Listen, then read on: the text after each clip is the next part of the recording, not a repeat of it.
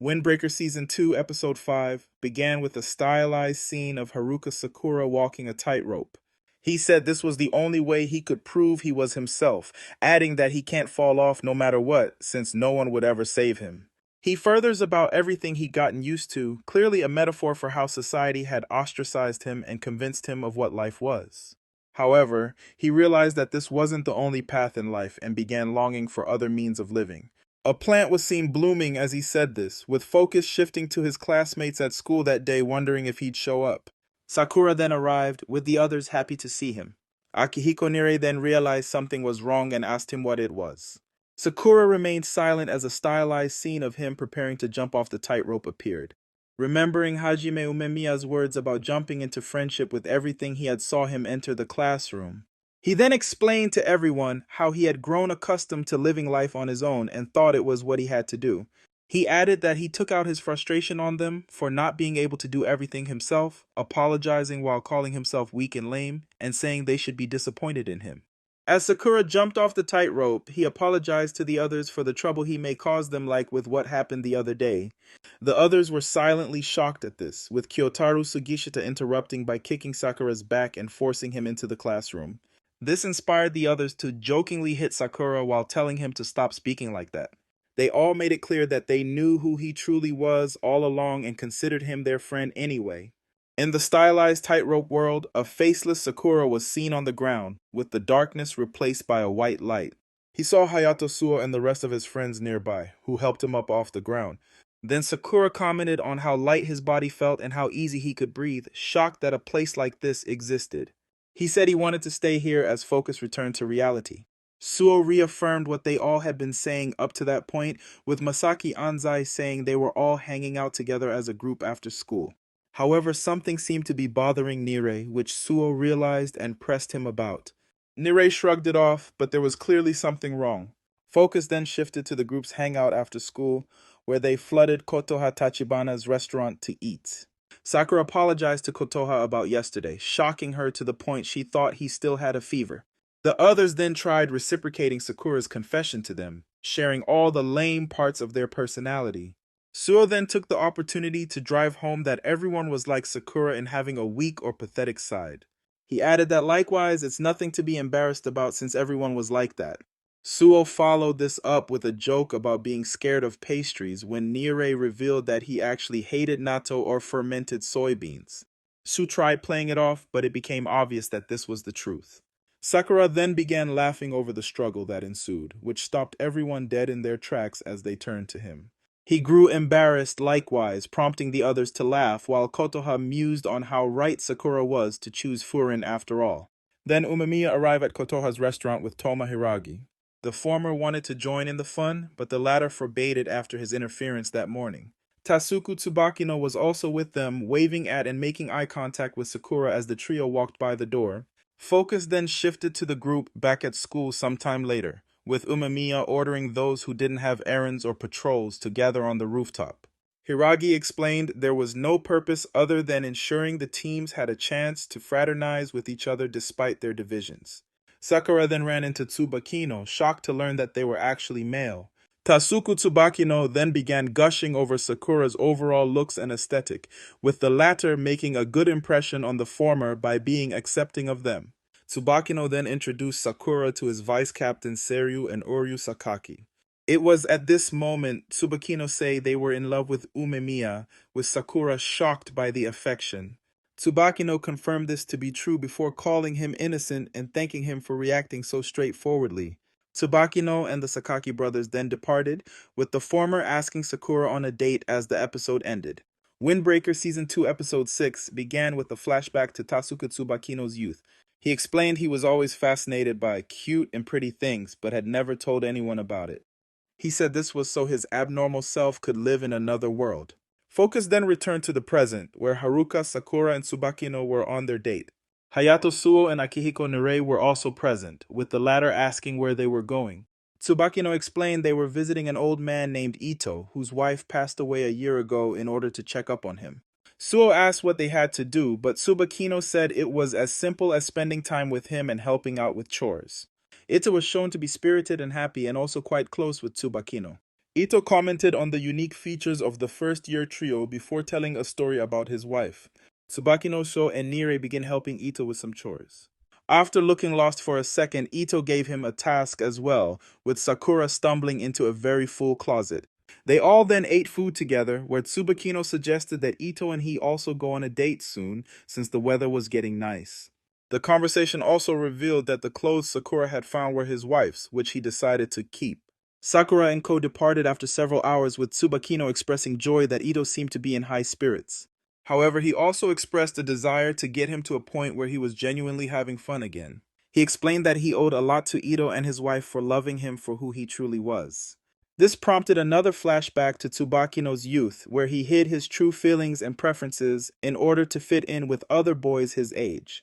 Then saw him meet a stylishly dressed Itto one day while walking home from school. Itto's outfit left an impression on Tsubakino, who went with Itto back to his home and met his wife Yui. The pair noticed he seemed upset or bothered by something, with Tsubakino explaining he found her clothes pretty.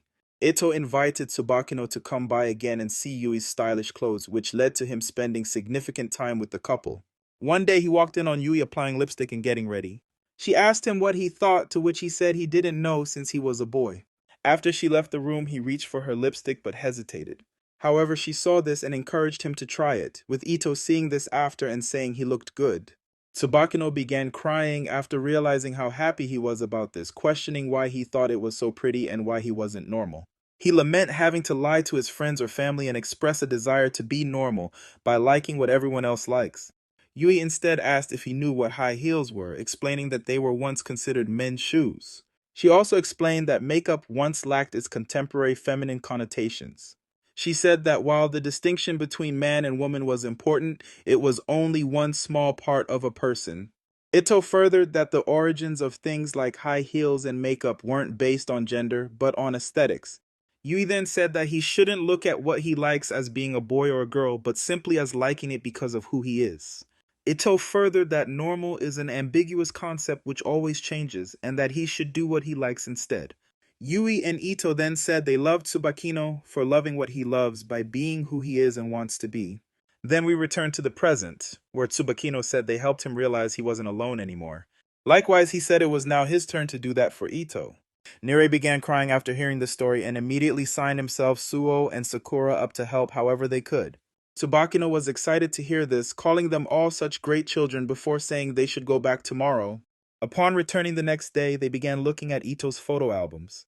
This led to Tsubakino explaining Sakura's penchant for getting embarrassed by romance.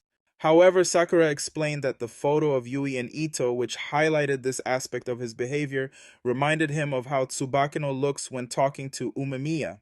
Tsubakino coyly thanked him for saying he looked that cute, but stopped when realizing Itto had begun crying at Sakura's words. Saw him explain he had been questioning if Yui was truly happy since she died, given their marriage was an arranged one. Likewise, Sakura's words clearly reassured him of these thoughts which had been bothering him. Tsubakino also shared his thoughts that Yui truly did love her, as did Nirei and Suo in the episode's final scenes. Episode 6 didn't quite go in the direction fans were expecting. It did at least fully develop and introduce Tasuku Tsubakino's character. Likewise, Haruka Sakura also receives his own development from the installment's events, albeit to a much lesser degree. Having such a heavy focus on characters and slice-of-life-esque events, it's expected that the series will get back to the action in its next release. Windbreaker Season 2 Episode 7 began with a focus on a girl in a white dress running away from a group of men chasing her. Focus then shifted to Haruka Sakura, Akihiko Nirei, and Hayato Suo, who were heading to meet up with Tasuku Tsubaki. He wanted to thank them for their help with cheering Itto up. Sakura then asked how Nirei got the injuries on his face, which he said he tripped, while clearly asking Suo to help cover him. While Nirei was confidently directing them, they ended up in the red light district accidentally, known as Keisei Street. However, it turned out this was indeed where they were meeting Tsubakino. Sakura was overwhelmed by the experience, while Nirei was embarrassed for simply being present in the red light district. He tried getting them to turn around, but they refused when suddenly the girl from earlier jumped down onto Sakura from above. They saw them point out the girl's injuries when her pursuers caught up to and confronted her. Their dialogue made it clear that they were tasked with bringing that girl to someone. Sakura stood up for her without hesitation, which Suo and Nirei clearly supported despite knowing what would happen. The leader of the group of thugs decided to accept the challenge, with Sakura telling Suo to protect Nirei and the girl. However, Nirei spoke up and said he'd protect both himself and the girl, shocking them both. Sakura tried arguing, but Suo told him it would be fine, clearly implying that Nirei's injuries were from training with the latter. The fight started shortly thereafter, with Suo and Sakura unsurprisingly cleaning house with little difficulty. Sakura paused to check on Nirei, commenting on how terrified he looked, with an enemy rushing at him right after. Sakura decided to trust in Nirei instead of rushing to protect him. He proved Sakura's trust by dodging the enemy's blow before making him trip over his crouched body. Focus then shifted to a flashback, which saw Suo one day approach Nirei after he and everyone else went with Sakura to Kotoha Tachibana's restaurant. He commented on how Nirei had seemed upset all day, asking him what was wrong. Nirei explained that while he truly wanted to help Sakura, he realized there wasn't much he could actually help Sakura with because of his weakness. However, this also gave him a desire to train and become stronger so he could be at Sakura's side and help him reach the top of Furin. He then asked Suo to teach him how to fight, to which he said they'd start with teaching him how to protect himself, then saw their training begin, with Suo saying he'd both show Nirei how to protect himself and how to defeat an enemy while doing so. He likewise taught him the move he had used just before the flashback began, catching Nirei before he hit the ground. Suo also emphasized that Nirei could never close his eyes in a fight, suggesting they start there as the flashback ended and Nirei's opponent fell flat on his face. Another enemy tried to follow up with a kick, prompting Nirei to close his eyes in fear. Suo thankfully saved him and reminded him of his lessons before the two prepared to keep fighting.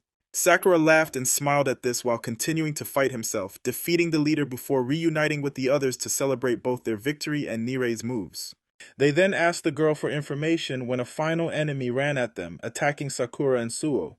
Then saw them recognize this new enemy's skill when he suddenly grabbed the girl, calling her Shizuka. He mistakenly identified them as her attackers, but she quickly stopped things from getting out of hand. He apologized to them as she called him Kanchan and began lecturing him about his typical reckless behavior. He then introduced himself as Kanji Nakamura and her as Shizuka Narita, a singer at the bar he works at. Another crowd showed up, but they were Shizuka and Kanji's allies rather than new enemies.